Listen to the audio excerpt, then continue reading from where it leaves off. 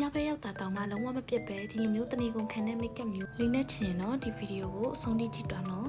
အရင်ဆုံးကိုလေးမဲ့ make up လွတ်နဲ့လိုက်ဖက်တဲ့မြက်ကမဲ့အရာကိုရွေးပြီးတော့တက်ပါတယ် area တုံးထားတာတော့ over lens တက်ကထူထုံစီလေးထဲရပါအရင်ဆုံး make up မလိမ့်ခင်ကိုသုံးနေကြ skin care ကိုအသားထဲတေချာလေးစိတ်ဝင်အောင်လိမ့်ပါတယ်ပြီးရင်တော့ area အကြိုက်ဆုံးဖြစ်တဲ့ white sandal က Top Secret Glow Primer လေးကိုစပြီးလိမ့်ပါတယ်foundation လိမ့်ခင်မှာမျက်ခွင်ညူတာတွေဒီအနီဆက်အမဲဆက်တွေကိုဖုံးဖို့အတွက် flower nose တွေက concealer တွေကိုအရင်သုံးပါတယ်ဒီနေရာမှာ concealer ကကိုယ့်အသားနဲ့တစ်ထပ်တည်းချတဲ့အရာကိုပဲရွေးပြီးမှသုံးရပါမယ် foundation ကိုတော့ all skin type တွေအဆင်ပြေစေတဲ့ Uniqlo ထဲက flawless liquid foundation လေးကိုရွေးပြီးမှသုံးထားပါတယ် foundation လေးရာကိုပပကြည်ကြည်လေးပဲရချင်တာမို့လို့ makeup sponge လေးနဲ့တေချာသိပ်ပြီးတော့မျက်နှာတစ်ပြင်လုံးကို blend ပါတယ်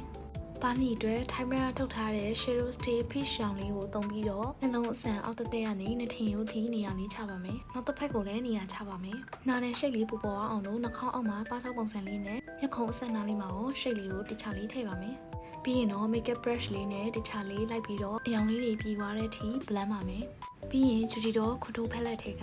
အဖြူရောင်အမုံလေးကိုယူပြီးတော့မျက်လုံးအောက်ကိုလိုက်ထည့်ပါတယ်။ပြီးရင် smile line နေရာကိုလည်းလိုက်ပြီးတော့ထည့်ပါမယ်။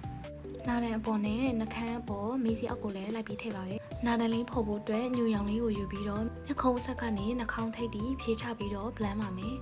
blusher အတွက်ကတော့ eyeshadow တွေကဒီနေရာလေးကိုပဲဆက်ပြီးတော့မှ area သုံးပြသွားပါမယ် blusher အမုံကိုသုံးတဲ့ခါမှာ brush နဲ့ယူပြီးတာနဲ့အရင်ခါပါမယ်ပါဖို့တင်တဲ့ခါမှာလည်းအရှိကနေအနောက်ကို wipe ပြီးတော့မှ blend ပါမယ် eyeshadow base color အနေနဲ့ဒီရောင်လူလေးကိုအရင်ချေပါမယ် base color ကိုကောင်းငယ်ပုံစံအရှိနောက် wipe ပြီးမှချေပါမယ်သူ့ထက်နည်းနည်းရင်းတဲ့ color ကိုမျက်ခွင်ရဲ့တစ်ဝက်လောက်ထပ်ထည့်ပါတယ်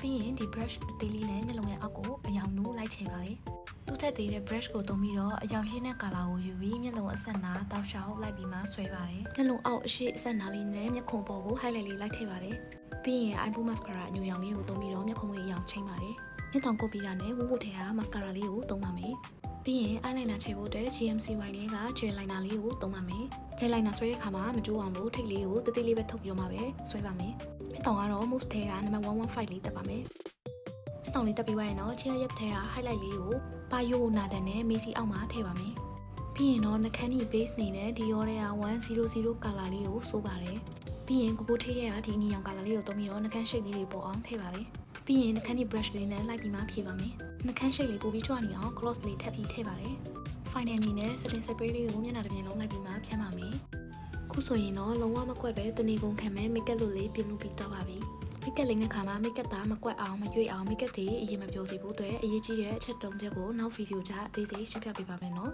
အားလုံးပဲ bye bye